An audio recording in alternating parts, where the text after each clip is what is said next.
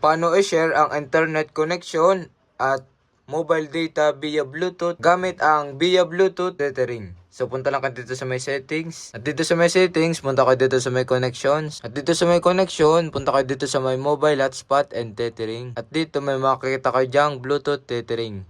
So kailangan natin siya i-turn on. At ayan, tingnan natin dito sa ating isang device. Punta din kayo sa may settings. Dito sa may settings, punta naman kayo dito sa may Bluetooth. Then turn on nyo. Once na ma-turn on nyo na, hanapin nyo yung device nitong ating isang cellphone na nasa kanang bahagi. Ayan, lumabas. Galaxy A02. So, make sure na naka-off ang wifi nitong isang cellphone nasa kaliwang bahagi. At itong nasa kanan ay naka-turn on. Ayan.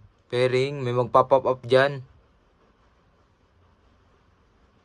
Antayin nyo lang, ayan click pair, tas dito ay pair din dito sa may ayan, tas pair lang parehas. Ayan, meron na siyang Bluetooth tethering, ayan connected for internet access. So try natin siya sa Google, sa Chrome, ayan nagana siya guys. Search natin is YouTube, ayan, then ayan guys, gumana. Ayan, kita nyo naman yung YouTube, na-search natin siya sa Google sa pamamagitan ng paggamit ng Bluetooth tethering.